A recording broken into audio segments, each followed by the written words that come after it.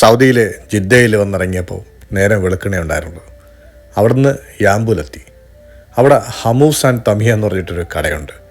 എൻ്റെ ഏറ്റവും ഇഷ്ടപ്പെട്ട ഫലാഫിൽ മുഷക്കൽ കടയാണ്.